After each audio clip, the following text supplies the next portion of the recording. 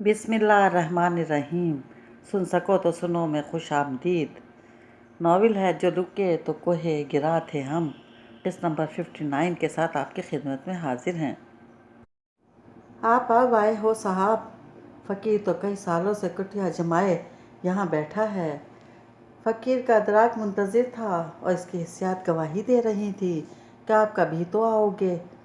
اختر نے اپنے سامنے بیٹھے بلال سلطان سے کہا، راستہ کھلا اور قدم مڑیں، آنا تو تبھی ممکن ہوتا ہے سائیں اختر، بلال نے نیچی آواز میں کہا اور اختر کی کٹیا کے فرش پر بکھرے تنکوں پر نظر جما لی۔ یہی تو عرض کر رہا ہوں کہ راستہ بھی کھلنا تھا اور قدم بھی مڑنے ہی تھے، بس وقت کا تعین انسان کے بس کی بات نہیں۔ اختر نے گڑگڑی ہاتھ سے نیچے رکھتے ہوئے کہا، آپ جیسوں کو پہچاننے کے لیے جس نظر کی ضرورت ہوتی ہے وہ سمجھیں اب عطا ہوئی۔ بلال نے بدستور گھاس کے تنکوں پر نظر جماتے ہوئے کہا، کمال کی بات تو یہ ہے کہ آپ سے کہیں پہلے وہ نظر سعد سلطان کو عطا ہو گئی۔ اختر ہلکا سا مسکرایا، اس کی کو نظر عطا ہو چکی ہوتی تو حقیقت بھی روشن ہو جاتی، اس کی نظر تو چوک چکی جب ہی اس نے سامنے نظر آتی حقیقت سے منہ موڑ لیا۔ بلال کے لہجے میں شکوہ اترا، آپ سمجھتے ہیں یہ اس کا قصور ہے، اس کے نظر کی چوک ہے؟ آپ سمجھتے ہو اس نے سامنے نظر آتی حقیقت سے منہ موڑ لیا؟ اختر نے سوال کیا۔ نہیں، بلال نے سر ہلایا، میں اپنے قصور کا اعتراف کرتا ہوں، لیکن اس بات سے بھی متفق نہیں ہوں کہ اس کو نظر عطا ہو گئی۔ وہ عطا ہو چکی ہوتی تو میری قصورواری اس کے راستے کا پتھر کبھی نہیں بنتی۔ ہاں، اختر بے اختیار ہنس دیا۔ میں ان سے کہتا رہا، باؤ صاحب، یا زن پالو یا من پالو، وہ دونوں کے درمیان پھنس کر رہ گئے۔ اب جب دونوں کی گرفت سے نکلنے کا کوئی طریقہ سمجھ میں نہیں آیا تو دونوں کو ادھورا چھوڑ دیا۔ وہ کہاں گیا سائیں اختر، اور اسے کب واپس آنا ہے؟ بلال کے لہجے میں اضطراب اترا۔ اس نے سب جانتے ہوئے منہ موڑا ہے صاحب، آپ کے گریزنے سے حقیقت کا سامنا ہو جانے پر، اس کے سچ اور جھوٹ، صحیح اور غلط کی کھوج میں جاننے سے پہلے، حقائق و واقعات کا ستارہ کرنے سے پہلے ہی منہ موڑنے پر مجبور کر دیا۔ میں نے اس سے کئی بار کہا، اس سے منہ نہ موڑنا، جو تم سے سچا پیار کرتا ہے۔ راستہ کھوٹا کر بیٹھو گے، راستے کے ادھر ادھر بکھرے چھوٹے سے چھوٹے پتھر ایک جگہ جمع ہو کر تمہارے لیے ایک ایسا کوہ گراں بن کر رہ جائیں گے جسے سر کیے بغیر نہ من کو مکمل طور پر پا سکو گے نہ زن کو۔ اختر کے لہجے میں تعصب تھا، لیکن وہ بھی کیا کرتا، اس کی عمر ہی ایسی ہے جو بندے کی نظر کو چوک کا شکار کر دیتی ہے۔ اسے نور فاطمہ کی جھونپڑی اور اس کی مہمان نوازی پر بھی شک ہونے لگتا ہے، اور اختر کے ڈیرے کے لنگر کے شربت میں بھی ملاوٹ محسوس ہونے لگتی ہے۔ اوپرے دل سے اگر کوئی کام کر بھی لیا جائے صاحب، تو اس کے ورث وہ نہیں رہتی جو پورے دل سے کیے کام کی ہوتی ہے۔ اب اس نے خود کو راستے کی آزمائش میں ڈال دیا ہے، یہ کوہ گراں سر کیے بغیر اس کی واپسی ناممکن ہے۔ سب میرا قصور ہے سائیں اختر، بلال نے سر ہلایا۔ میں جو خود کو دنیا کا بہترین کیلکولیٹر سمجھتا تھا، شمار ہی نہیں کر پایا کہ حالات کا رخ کدھر کو مڑ رہا ہے۔ اس کے لاابالی پن کو اس کی شخصیت کا حصہ سمجھ کر دانستہ نظر انداز کرتا رہا۔ کاش کبھی اسے بٹھا کر حالات کی تفصیل سنا دیتا، اور واقعات کا بیان بھی۔ میری ہی وجہ سے وہ اپنا راستہ کھوٹا کر بیٹھا، من بھی اس کی دسترس میں تھا اور زن بھی میری ہی وجہ سے وہ دونوں سے منہ موڑ گیا۔ آپ جانتے ہو سائیں جی، انہوں نے اختر کی طرف دیکھا، میری زندگی کے سارے اکاؤنٹس پچھتاووں کی دولت سے بھرے ہوئے ہیں۔ میں نے زندگی کے ہر اہم محاذ پر مناسب وقت کا انتظار کرنے میں وقت ضائع کر کے مار کھائی ہے۔ میری گنتی اور میرے شمار سب میرے عقل کا دھوکہ ثابت ہوئے۔ انہوں نے تعصب سے سر ہلایا۔ آپ جیسے انسان پر اللہ کا یہ کرم بھی بڑا خاص ہے صاحب کہ اس نے آپ کو اپنے قصور کا اعتراف کرنے، پچھتاووں کو کیلکولیٹ کرنے اور کسی کے سامنے سر جھکا کر بیان کرنے کا موقع عطا فرما دیا۔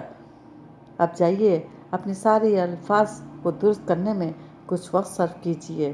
زندگی کی بساط کے جو مہرے غلط خانوں میں چلے گئے، انہیں واپس ترتیب دینے کی کوشش کیجیے۔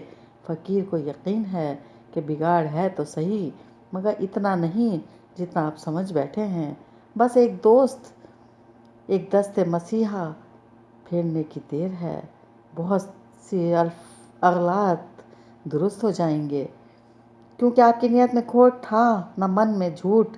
بلال نے چونک کر اختر کی طرف دیکھا، وہ گڑگڑی کے کشن لگاتا ہوا ان کی طرف دیکھ کر مسکرا رہا تھا۔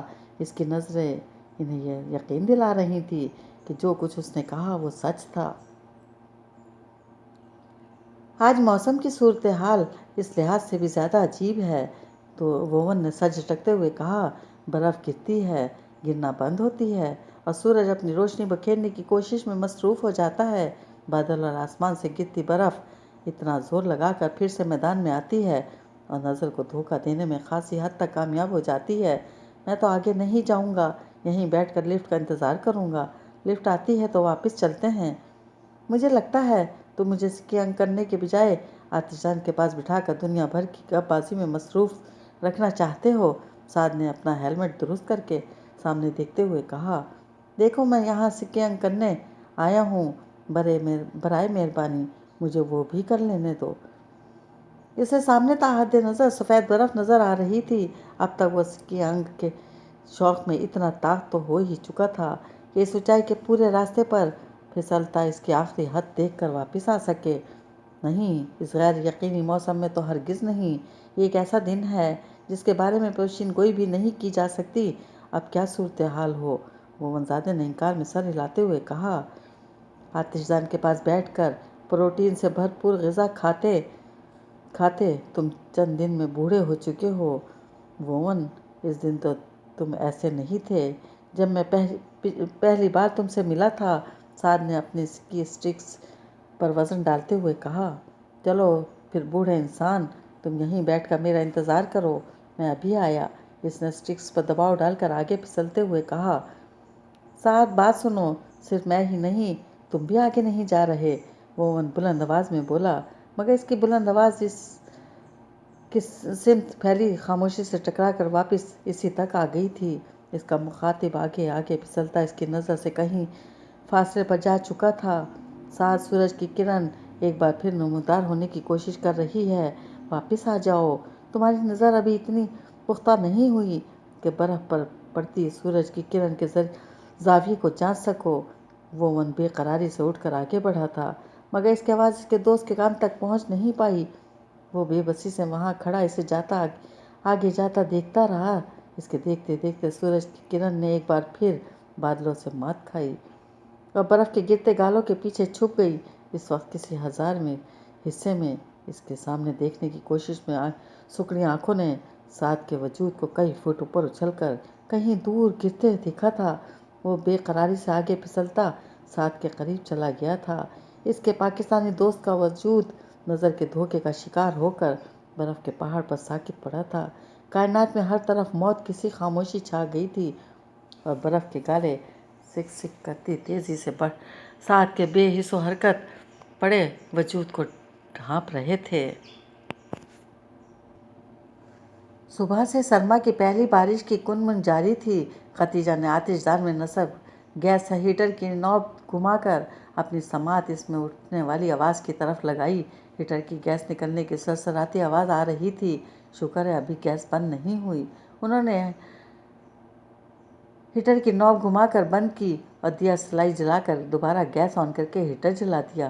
آہستہ آہستہ حدت بند دروازوں والے اس کمرے میں پھیلنے لگی۔ وہ ہیٹر کے قریب سے اٹھ کر کھڑکی کے پاس جا کھڑی ہوئیں۔ کھڑکی کا پردہ برابر کرتے ہوئے انہوں نے کھڑکی سے باہر کے منظر پر نظر ڈالی۔ گرد و غبار میں اٹے پیڑ پودے دھل اور نکھر گئے تھے۔ پردہ برابر کر کے واپس ہیٹر کے قریب صوفے پر آ بیٹھیں۔ فاطمہ ابھی تک اس بستر میں دبکی بیٹھی ہے۔ اسے تو بچپن سے ہی سردی ہم سب سے زیادہ لگا کرتی تھی۔ بستر میں گھسی کتابیں پڑھ رہی ہوگی۔ نہ جانے اپنے کمرے کا ہیٹر بھی جلایا اس نے کہ نہیں۔ کہاں جلایا ہوگا؟ سستی کے مارے اٹھ کر چیک کرنے کی بھی کوشش نہیں کی ہوگی کہ گیس آئی یا نہیں۔ خشک میووں سے بھری ٹرے سے پستے اور کاجو نکال کر کھاتے ہوئے وہ سوچ رہی تھی، سرما کی پہلی بارش، اب اس میں وہ مزہ کہاں جو کبھی ہوا کرتا تھا۔ کئی کئی راتیں اور کئی کئی دن مسلسل قطرہ قطرہ برستی رہتی تھی، چپ چاپ، بغیر آواز کے، بغیر بادل کی کڑک اور بجلی کی چمک کے۔ اب تو یہی 1-2 گھنٹے سے برسے گی اور بس ختم۔ اب تو موسموں کے بدلنے سے یہ احساس شدت پکڑنے لگتا ہے کہ گرمی بڑھے گی تو بجلی کی لوڈ شیڈنگ بڑھ جائے گی، اور سردی بڑھے گی تو گیس کی لوڈ شیڈنگ ہیٹر اور چولہے ٹھنڈے کر دے گی۔ رہنے دو، رہنے کو بستیاں بڑھیں، بستیوں میں بسنے والے انسان بڑھے، انسانوں کی سہولت کے لیے نت نئی ایجادات بڑھیں، اور پھر انسانوں کی گنتی کے دباؤ کے نیچے سب کچھ کم ہونے لگا۔ برقیہ آلات میں زندگی دوڑانے والی بجلی کی پیداوار کم ہو گئی، استعمال کے لیے انسان بڑھنے لگے، سوئی کے مقام سے گیس برآمد ہوئی تو دعویٰ کیا گیا یہ ذخائر ہزاروں برس کے لیے کافی ہیں۔ کوئلہ، لکڑی، اپلے استعمال کرنے والے انسان نے اپنے چولہوں کا ماڈل بدل دیا۔ گھر گھر سوئی سے چلتی پائپوں سے گزرتی گیس چولہے روشن کرنے لگی، لیکن پھر نہ جانے کیا ہوا، وہ گیس استعمال کرنے والے انسان بڑھے یا اس کو فراہم کرنے والے انسانوں کے پیٹ بڑھ گئے۔ جو بھی ہوا، سوئی سے چلنے والے گیس کے پائپ تنگ پڑ گئے اور پھر کم پڑنے لگے۔ نتیجہ انسان پھر انہی کوئلوں، لکڑیوں اور اپلوں کے پاس واپس ہاتھ جوڑ کر بیٹھ گیا۔ چلو میرے پیارو، چل کر میرا چولہا روشن کر دو، ورنہ میں تو خالی پیٹ ہونے پر مجبور ہو جاؤں گا۔ سوچتے سوچتے خدیجہ اپنی ہی سوچی بات پر بے اختیار مسکرا دیں، پھر بیل بجنے کی آواز پر چونک گئیں۔ اس وقت بارش میں کون آ گیا؟ انہوں نے حیران ہوتے ہوئے خود کلامی کے انداز میں کہا، اور کھڑکی کے قریب جا کر پردہ ہٹا کر باہر دیکھنے کی کوشش کرنے لگیں۔ بند گیٹ کے نچلے حصے سے باہر کھڑے کسی شخص کے جوتے نظر آ رہے تھے۔ گیٹ کے اوپری حصے سے باہر فضا میں اڑتا ہلکا سا دھواں بھی نظر آ رہا تھا، جیسے کسی ایسی گاڑی سے نکل رہا ہو جس کا انجن بند نہ کیا گیا ہو۔ اطلاعی گھنٹی ایک بار پھر بجی۔ انٹرکام بھی کئی دن سے بیکار پڑے ہیں، ورنہ اندر سے ہی پوچھ لیتی کون آیا ہے۔ اب اس برستی بارش میں بھیگتے ہوئے گیٹ تک تو جانا ہی پڑے گا۔ انہوں نے چھاتا اتارا اور گیٹ وے پر جا کر اسے کھول کر خود پر تانا۔ کال بیل مسلسل بج رہی تھی۔ صبر بھئی صبر، آ رہی ہوں، انہوں نے بلند آواز میں پکار کر کہا، اور گیٹ کے قریب پہنچ کر اسی بلند آواز میں پوچھنے لگیں، کون ہے بھئی؟ گیٹ تو کھولو کوئی، کیا یہیں کھڑی کھڑی بہہ جاؤں؟ ہوں تو مٹی سے ہی بنی ہوئی۔ باہر سے ایک نسوانی آواز آئی۔ خدیجہ نے گیٹ کھول دیا۔ لمبے رین کوٹ میں ملفوف، سر پر تنے چھاتے کے اندر سے جھانکتی وہ شکل یقیناً مانوس سی تھی، لیکن خدیجہ کو فوری طور پر نہ نام یاد آیا اور نہ ہی حوالہ۔ یوں تو میرے پیچھے جاسوس بھیجے تھے تم دونوں نے، اور اب میں سامنے کھڑی ہوں تو مجھے پہچان ہی نہیں پا رہی، آنے والی نے کہا، اور گردن موڑ کر اپنے عقب میں کھڑی گاڑی کے ڈرائیور سے مخاطب ہوئی، تم اب جاؤ، 1 گھنٹے بعد آ جانا۔ گاڑی آگے بڑھ گئی۔ آنے والی نے گردن موڑ کر واپس خدیجہ کی طرف دیکھا، کیا آیا یاد کہ نہیں؟ فلزہ ہوں، فلزہ ظہور، آنے والی نے اپنا تعارف کرواتے ہوئے کہا تھا۔ کھاری اپنی زندگی کے سب سے مشکل موڑ پر آ کھڑا ہوا تھا۔ وہ سعدیہ اور آپا رابعہ کو یقین دلانے میں ناکام ثابت ہو رہا تھا کہ اپنے باپ اور بھائی کے سلسلے میں جو دعویٰ وہ کر رہا تھا وہ 100% وہی تھا جو اس نے سنا تھا۔ اسے زندگی کے مشکل ترین موڑ پر لا کھڑا کرنے والی وہ عورت جو اسے کسی پچھل پائی جیسی بد شکل اور استانی حمیدہ جیسی کرخت لگی تھی، اچانک کہیں غائب ہو گئی تھی۔ ڈرامائی طور پر اس پچھل پائی کی بات کی تائید کرنے والے چودھری صاحب اپنے کاروباری دوستوں کے ساتھ دریائی مچھلی کے شکار پر نکل چکے تھے۔ اب اپنی بات کا یقین دلانے کے لیے کھاری اپنے گواہ کے طور پر کسے سامنے لاتا؟ مایوس اور بے بس کھاری کے پاس اس وقت خاموش ہو جانے کے سوا کوئی چارہ نہیں تھا۔ وہ اپنے دل اور دماغ کی کیفیت کسی کے سامنے بیان بھی نہیں کر سکتا تھا، جن حقائق سے آگاہی اسے پاؤں سے اکھیڑ ڈالنے کے مترادف تھی، وہ زبردستی اس کے کانوں میں انڈیل دی گئی تھی۔ وہ نہ خود پا رہا تھا نہ خود سے جدا ہو رہا تھا۔ اسے اپنی ذات پہلے سے بھی زیادہ ہلکی، بے وقت اور ادھوری لگنے لگی تھی۔ اگر وہ سب سچ تھا جو چودھری سردار کی مہمان کہہ رہی تھی، تو وہ لڑکا جس کا نام سعد سلطان تھا آسمان پر کیوں نظر آتا تھا، اور خود وہ آسمان سے بہت دور، بہت ہی نیچے زمین پر کیوں کھڑا تھا؟ حالات کی گرد میں سر تا پا اٹا ہوا چونٹے کی طرح حقیر، وہ کیوں سعد سلطان کی طرح آسمان پر چاند بن کر نہیں چمک سکا تھا؟ اگر وہ اور سعد سلطان ایک ہی باپ کے اولاد تھے तो बाप ने एक को आँख का नूर और दूसरे को पाँव की धूल क्यों बनाया था। खारी सोचना नहीं चाहता था, मगर सोचे इसके दिमाग में उठती थी और इसके पेट में गिरहें डालती जाती थी। इस पर अलमिया ये था कि कोई दूसरा शख्स इसकी बात सुनने के मूड में नज़र नहीं आता था, ना समझने की। उसे इस वक्त दुनिया में अपने आप से ज़्यादा तन्हा कोई दूसरा शख्स नज़र नहीं आता था। खारी को ज़िंदगी में पहली बार अपने होने पर दुख महसूस होने लगा था। नादिया ने पाँव से जूते उतारते हुए सोचा, सामने देखा। खिड़की के शीशों से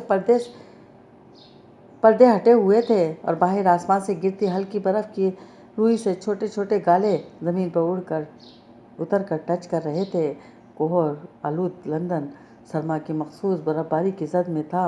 मुंजमद कर देने वाला दर्जा हरारत ज़िंदगी को मफलूज कर देने की कोशिश में मसरूफ़ था, मगर ज़िंदगी रवां थी।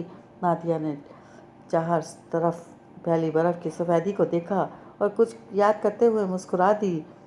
फिनलैंड की बर्फ़ के कब्रिस्तान जैसे अंधेरे और यख पिस्ता मौसम की सख्ती से नंबरदाजमा होते हुए ज़िंदगी इस पर मेहरबान हुई और पहले इसने हेलिसिकनी ही में इसके लिए सुकून के सांस लेने का मौका फराहम किया।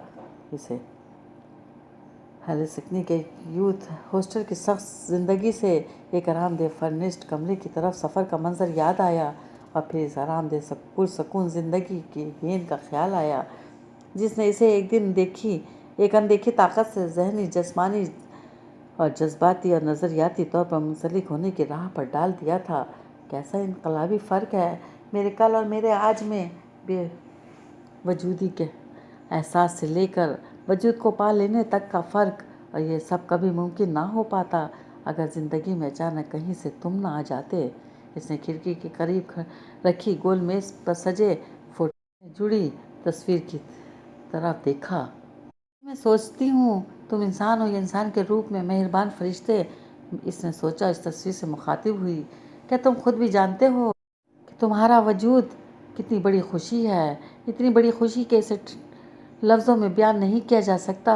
कितना अरसा हो गया तुमसे रब्ता नहीं हुआ, मगर वो दिल और रूह का ताल्लुक़ है जो हर दम मुझे तुम्हारे होने का एहसास दिलाता रहता है, जो हमेशा मुझे यकीन दिलाता रहता है कि तुम जहाँ भी हो मुझसे दूर नहीं हो, जो हर दम मेरे लबों को और मेरे हाथों को तुम्हारे लिए दस्ते दुआ बनाए रखता है। तुम जहाँ भी हो, जो भी कर रहे हो, सलामत रहो, आबाद रहो। तुम खुशी हो, हमेशा खुशी का एहसास बने रहो। तस्वीर से बातें करते करते इसकी नज़र अपने फ़ोन पर पड़ी जिसकी स्क्रीन रोशन हो रही थी। इसने अपने करीब रखा फ़ोन उठाया। फ़ोन पर एक अनजान नंबर की तरफ से इसके लिए पैगाम मौजूद था। तुम फ़ौरन लिंकन हॉस्पिटल पहुंच जाओ, जो कि 3000 न्यूबर्न एवेन्यू पर वाक़ है। पैगाम इसे हिदायत कर रहा था। इसने हैरान होते हुए इस नामालूम नंबर पर कॉल की। कुछ देर तक बेल बजते रहने के बाद नंबर मसरूफ़ कर दिया गया। वो नंबर किसका हो सकता है था और वो पैगाम इसे क्यों भेजा गया था, इसे कुछ अंदाज़ा नहीं हो रहा था। मोबाइल के मैसेज टून एक बार फिर बजी। बस की स्क्रीन रोशन हुई। सोचने में वक्त ज़ाया किए बगैर फ़ौरन इस अस्पताल पहुंच जाओ, यहाँ तुम्हारे लिए एक इमरजेंसी जैसी सूरत हाल है, पैगाम कह रहा था। इसने मज़ीद कुछ सोचे बगैर अपने फ़ोन पर नक्शों की सहूलत से फ़ायदा उठाते हुए बताए गए पते की तस्वीर ली। वैसे महफूज करने के बाद तेज़ी से दोबारा जूते पहनने लगी। तुमने वो सब देख लिया जो तुम्हारे लिए इस लिफाफे में महफूज था? बिलाल सुल्तान ने डिनर के दौरान मानूर से पूछा। इन्हें इस लड़की के मुरझाए हुए चेहरे और सूजी हुई आंखों से अंदाज़ा हो चुका था कि वो किस कैफे से गुजर रही है। नहीं, मैं इसे पूरी तरह नहीं देख पाई। शायद मुझ में इतनी हिम्मत नहीं है। इसने डाइनिंग टेबल पर रखी कोहनी के सहारे अपने हाथ अपने चेहरे पर रख कर अपने तई अपना चेहरा छुपाया हुआ था, पर इसकी आवाज़ बुर्राई हुई थी। वो इस वक्त किसी से बात करना चाह रही थी, न किसी का सामना करने की हिम्मत खुद में पा रही थी। बिलाल सुल्तान इसका जवाब सुनने के बाद चंद सानिये से गौर से देखते रहे, फिर गहरा सांस लेते हुए खाने की तरफ हाथ बढ़ाया। मुझे तुमसे माजरत करना थी कि मैं तुमसे पहले वो सब कुछ देख चुका था, उन्होंने लुक़मा मुंह में रखते हुए कहा और एक बार फिर महानूर की तरफ देखा। महानूर इसी अंदाज में बैठी तकरीबन खाली प्लेट में कांटा घुमा रही थी। इसलिए मैं इस वक्त भी जानता था کہ میرے بیٹے کی کوئین آف ہارٹ تم ہی ہو۔ جب میں نے پہلی بار تم سے وہ سوال پوچھے تھے، مانو نے چونکتے ہوئے ایک لہجے کے لیے ہاتھ روک کر ان کی طرف دیکھا۔ تمہارے انکار پر میں نے فیصلہ کر لیا کہ اس طرح میں بھی تمہیں نہیں بتاؤں گا کہ وہ لڑکی تم ہو۔ وہ دوبارہ کھانے کی طرف متوجہ ہوتے ہوئے بولے، شاید میں نے یہ اندازہ کرنے کے لیے ہی تم سے پہلی ملاقات میں وہ سوال کیا تھا کہ تم اس کے دل کی کیفیت سے کس حد تک واقف ہو، جبکہ میں جانتا تھا تم مانور تھیں اور تم ہی اس کے لیے اتنی پریشان اور سرگرداں ہو سکتی تھی جیسی پہلی ملاقات میں تم نظر آئیں۔ مانور کی آنکھیں بھر آئیں۔ اس نے اپنے چہرے کو چھپانے کے لیے اپنے ہاتھ کو چہرے پر مزید پھیلا لیا۔ کچھ حقیقتوں کا انکشاف اگر موضوع ماحول اور موضوع وقت پر ہو تو انسان کو اپنی زندگی میں ہر طرف پھول ہی پھول کھلتے نظر آتے ہیں، لیکن وہی خوشگوار حقیقتیں ببول اگا دیتی ہیں جو ایسے وقت اور ایسے ماحول میں منکشف ہوتی ہیں جب دل کی بستی بنجر، ویران اور خشک ہو رہی ہوتی ہے۔ میرا دل تمہاری لا علمی اور غلط فہمی کو دیکھ کر چاہنے لگا کہ تمہیں محبت بلکہ ساتھ کے الفاظ کے مطابق عشق کے اس اظہار سے بچا لوں جو تمہارے دل میں پھول کھلانے کے بجائے ببول اگا دے۔ تم سے دوسری ملاقات حیرت انگیز تھی۔ تمہارے انداز، اعتماد اور تمہارے لہجے کی پیورٹی نے مجھے حیران کر دیا۔ 36 گھنٹے پہلے تم ایک ہاری ہوئی، دل شکستہ لڑکی نظر آ رہی تھی۔ اس انکشاف نے صرف 36 گھنٹوں کے اندر تمہیں سر تا پا بدل کر رکھ دیا۔ یہ انکشاف تم پر اچانک کیسے وارد ہوا میں بے خبر ہوں، مگر میں اس جذبے کی طاقت کا پہلے بھی قائل تھا۔ تمہاری کیفیت دیکھ کر میرا یقین اور بھی پختہ ہو گیا۔ وہ کہہ رہے تھے، اور اب؟ مانو نے اپنے ہونٹوں سے ہاتھ ذرا سا ہٹاتے ہوئے ان کی طرف دیکھا۔ اب میرے بارے میں آپ کا کیا خیال ہے؟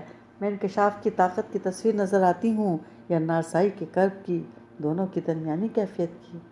وہ نرمی سے بولے، آپ؟ مانو نے بے چینی اور وحشت زدہ انداز میں ان کی طرف دیکھا۔ آپ کے لیے سب کچھ ممکن ہے۔ اس کی آواز بھرا رہی تھی۔ یہ پوری دنیا آپ کی رسائی کے لیے محض ایک چھوٹا سا گاؤں ہے۔ پھر آپ کیوں پتہ نہیں کرتے؟ آپ کیوں اس کے پیچھے جا کر اسے ڈھونڈ نہیں لاتے؟ اپنے لیے نہ صحیح میرے لیے ہی ایسا کر دیں پلیز، میں آپ کی منت کرتی ہوں، میرے لیے اسے ڈھونڈ لائیے۔ میں کمزور ہوں اور میری رسائی بہت محدود ہے۔ پلیز آپ کچھ کیجئے، خدا کا واسطہ اسے ٹریس کیجئے۔ اس کی آنکھوں سے آنسو بہہ نکلے تھے اور اس نے انہیں روکنے کی کوشش نہیں کی تھی۔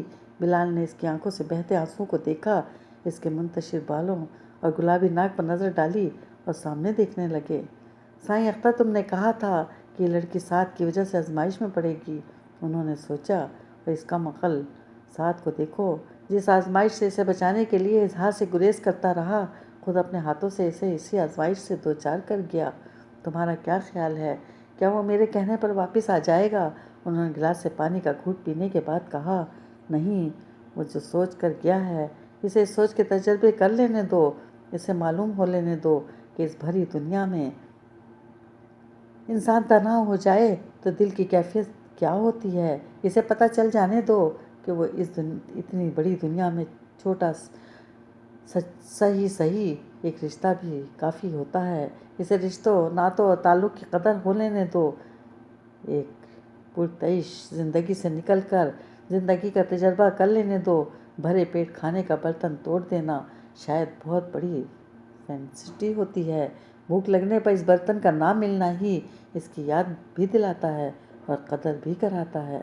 یہ آپ کی سوچ ہے، مانو نے تڑپ کر کہا۔ آپ اسے خود سے بغاوت کرنے کا سبق سکھانے پر تل گئے ہیں، جبکہ آپ بھی جانتے ہیں کہ اس نے یہ بغاوت بے سبب نہیں کی۔ اسے اور آپ کو اطمینان سے بیٹھ کر آپس میں ایک طویل ڈائیلاگ کی سخت ضرورت ہے، ایک ایسا ڈائیلاگ جس میں انا، بدگمانی اور شک انوالو نہ ہو، جس میں اتنی قریبی تعلق کے باوجود ایک انجانا سا فاصلہ انوالو نہ ہو۔ آپ کیوں نہیں سمجھتے کہ ایسا نہ کر کے آپ اس کا اور اپنا وقت ضائع کر رہے ہیں؟ اس نے بے بسی سے بلال سلطان کی طرف دیکھا۔ وہ اس کی بات غور سے سن ضرور رہے تھے، مگر ان کے چہرے کے تاثرات میں کوئی تبدیلی نہ آئی تھی۔ وقت ان کے چہرے پر مسکراہٹ ابھری، ایک تمسخر اور طنزیہ بھری مسکراہٹ۔ میں وقت ہی کی چوٹ تو کھایا ہوا ہوں، وقت کی مار۔ انہوں نے ماہ نور کی طرف دیکھا جس کے دیے زخموں کا کوئی علاج نہیں، جس کی دی چوٹوں کی درد سے کوئی مسیحا نجات نہیں دلا سکتا، کیونکہ وقت زخم دے کر آگے بڑھ چکا ہوتا ہے اور انسان کچھ نہیں کر پاتا۔ وقت کا ذکر مت کرو لڑکی، وقت بڑی ہی ظالم شے ہے۔ یعنی آپ سعد کو بھی یہی سبق سکھانا چاہتے ہیں کہ وقت کی مار بڑی ظالم شے ہے۔ ماہنور ان کی بات بالکل بھی سمجھ نہیں پائی تھی۔ نہیں، انہوں نے سر ہلایا، میں اسے کوئی سبق نہیں سکھانا چاہتا، میں تو عمر بھر اسے ایسے اسباق سے بچانے ہی کی کوشش کرتا رہا۔ یہ اس کی اپنی ضد ہے کہ اسے سبق سیکھنا ہے۔ میں تو اس سلسلے میں بڑا ہی بے بس ہوں، کیونکہ اپنی زندگی میں نے اور کچھ سیکھا یا نہ سیکھا ہو، اتنا ضرور سیکھا ہے کہ جو کچھ لکھا جا چکا ہے اسے پیش آنا ہی آنا ہے۔ کوئی تدبیر، کوئی کوشش آنے والے اچھے یا برے وقت کو ٹال نہیں سکتی، اور اسی چیز کو شاید تقدیر کہا جاتا ہے۔ مانور نے حیرانی سے انہیں دیکھا۔ وہ بہت گہری بات کر گئے تھے۔ اس نے کچھ کہنے کے لیے منہ کھولا، مگر پھر کچھ سوچ کر منہ بند کر لیا۔ تمہارے لیے بھی ایک مشورہ ہے کہ صبر کرو اور وقت کا انتظار کرو۔ دیکھو وہ تمہارے لیے کیا انفولڈ کرتا ہے۔ میں تمہیں دیکھتا ہوں تو مجھے خیال آتا ہے کہ تم میرے لیے ساتھ کا وہ سرپرائز ہو جس کی میں بالکل بھی توقع نہیں کر رہا تھا۔ وہ کیسے؟ مانو نے بے اختیار پوچھا۔ سعد ان لوگوں میں سے ہے جو جب کچھ کر لینے کی ٹھان لیتے ہیں تو نتائج و عواقب کی پرواہ کیے بغیر بس کر گزرتے ہیں۔ جو کچھ وہ کرنا چاہ رہے ہوتے ہیں اس میں وہ کسی دوسرے کا مشورہ مانتے ہیں، نہ تجویز، نہ ہی وارننگ۔ حیرت ہے تم سے اسے عشق ہو گیا، اور اختر کی ایک وارننگ نے اسے اس کے اظہار سے روک دیا۔ مانو نے سر جھکا لیا۔ وہ بہت سمجھدار لڑکا ہے، بہت آرگنائزڈ اور ٹھہرا ہوا، لیکن اس کے اندر کی کیفیات اس ٹھہراؤ اور سمجھداری کے بالکل متضاد ہوتی ہیں۔ اس کے عمل میں بظاہر وہ بے چینی اور بے قراری نظر نہیں آتی جو اس کی روح کو بے قرار کیے رکھتی ہے، اس لیے وہ زندگی کو آرگنائز طریقے سے گزارنا جانتا ہے۔ جو بات اس کے ذہن میں ایک بات سما جائے اس پر عمل اس نے ہر حال میں کرنا ہوتا ہے۔ ہاں، عمل کرنے کے لیے وہ اپنے دماغ میں 2-3 طرح کے پلان ترتیب دیتا ہے۔ جہاں پلان اسے چلنے کا امکان کم نظر آتا ہے وہاں فوراً پلان بی اختیار کر لیتا ہے۔ وہ نہیں تو پھر اس سے اگلا یا پھر اس سے اگلا پلان اپنی سوچ کو عملی جامہ کسی نہ کسی طریقے سے پہنا کر چھوڑتا ہے۔ مگر تمہارے سلسلے میں اس نے مجھے حیران کر دیا۔ اس نے تمہارے لیے اپنے جذبے کو محبت کے بجائے عشق کا نام دیا ہے، تو میں سمجھ سکتا ہوں وہ عشق کس درجے کا ہوگا، لیکن وہ اس احساس، اس جذبے کے ساتھ تم سے ملتا رہا اور پھر بھی اظہار سے گریز کرتا رہا، تمہیں خود سے اور خود کو تم سے بچاتا رہا، محض اختر کے وارن کرنے پر۔ اس کا مطلب ہے انہوں نے ماہنور کی طرف وہ دنیا کے ہر تعلق سے زیادہ تم سے تعلق کو ویلیو کرتا ہے، کیونکہ تمہیں آزمائش میں ڈالنے سے کسی طرح بھی منظور نہیں تھا۔ محض اختر کی وارننگ، ماہنور نے کہا۔ اسے اس کے کہے الفاظ پر پورا یقین تھا، اس لیے اس نے بلال سلطان ماہنور کی بات کاٹتے ہوئے ہلکا سا مسکرائے۔ تمہیں شاید علم نہیں کہ اختر نے اس سے یہ بھی کہا تھا کہ پوری دنیا میں ایک دل ایسا ہے جو اسے بہت چاہتا ہے، اسے اس دل کی قدر کرنی چاہیے، اس دل کو توڑنے سے بچنا چاہیے۔ سعد بہت اچھی طرح جانتا تھا وہ دل کس کا تھا، مگر اس نے اس دل سے ہی بدگمانی سے گریز نہیں کیا۔ ایک بار اس کے دل نے کہہ دیا کہ وہ شخص جس کا دل توڑنے سے اختر اسے منع کرتا ہے محبت کے نہیں نفرت کیے جانے کے قابل ہے، تو دیکھ لو وہ کسی وارننگ کے، کسی تجویز کے، کسی اشارے کے برے میں نہیں آیا، اور اس نے وہی کیا جو خود ایک بار سوچ لیا۔ اب بتاؤ، اختر کے کشف و کرامات پر یقین کیا ہو جبکہ وہ تو آخری ملاقات تک اسے منع کرتا رہا۔ مانور کے دل نے ایک دھڑکن مس کر دی۔ میں تمہارے اضطراب کو، بے قراری اور بے چینی کو خوب سمجھتا ہوں۔ بلال نے ماہنور کی طرف دیکھا۔ لیکن یہ بھی جانتا ہوں کہ اضطراب، بے قراری اور بے چینی کسی کام نہ آئے گی جب تک تمہارا اس کا وقت نہیں آ جاتا۔ اگر وہ تمہاری تقدیر میں لکھا ہے تو اس کے اور تمہارے وقت کو آنے سے کوئی نہیں روک سکتا، لیکن اگر وہ تمہاری تقدیر میں نہیں ہے تو لاکھ ہاتھ پاؤں مار لو، تمہارے ہاتھ کچھ نہیں آنے والا۔ وہ یوں بولے جیسے ماہنور کی کیفیت سے بالکل بے نیاز ہوں۔ کوشش، ماہنور کو ان کی بے نیازی پر طیش آ گیا۔ कोशिश के बारे में क्या ख्याल है आपका? हाँ, वो कर लो, ज़रूर कर लो, उन्होंने इसी बेनियाजी से कहा। तुम्हारा दिल लगा रहेगा। बहुत शुक्रिया। मानू ने नैपकिन से अपने होंठ साफ किए और इसे मेज़ पर पटक दिया। मैं भी यही हूँ और आप भी यही हैं। मैं आपको दिखा कर रहूँगी कि कोशिश बहम क्या रंग लाया करती है। वो उठते हुए बोली, श्योर। वो इसका चैलेंज कबूल करते हुए जैसे महसूस हो रहे थे। मैं अब जा रही हूँ। मानू ने कलाई पर बंधी घड़ी पर नज़र डाली। वो सब जो मेरे लिए छोड़ गया था मैं ले जा रही हूँ, क्योंकि वो मेरा है। इसके लहजे में इस्तेहकाक का रंग नुमाया था। ज़रूर ज़रूर, उन्होंने जवाब दिया। मैं तुम्हें भिजवाने का इंतज़ाम करता हूँ। शुक्रिया, मानू ने सख्त लहजे में कहा। मेरे पास गाड़ी है। अच्छा चलो, मैं तुम्हें बाहर तक रुखसत करने चलता हूँ। वो उठते हुए बोले, ज़हमत मत कीजिए, क्योंकि इसकी कोई ज़रूरत नहीं। मानू ने दांत पीसे। चलो जैसे तुम्हारी मर्ज़ी। वो वापस डाइनिंग चेयर पर बैठ गए। मानू ने खुदाफिज कहे बगैर दरवाजे की तरफ चल दी। सुनो, बिलाल ने पीछे से आवाज़ दी। मानू ने गर्दन मोड़कर इनकी तरफ देखा। ये कभी मत भूलना कि तुम मुझे बेहद अजीज़ हो, इसलिए कि मेरा बेटा तुमसे सिर्फ मोहब्बत नहीं, कमाल दर्जे का इश्क करता है, उन्होंने मुस्कुरा कर कहा।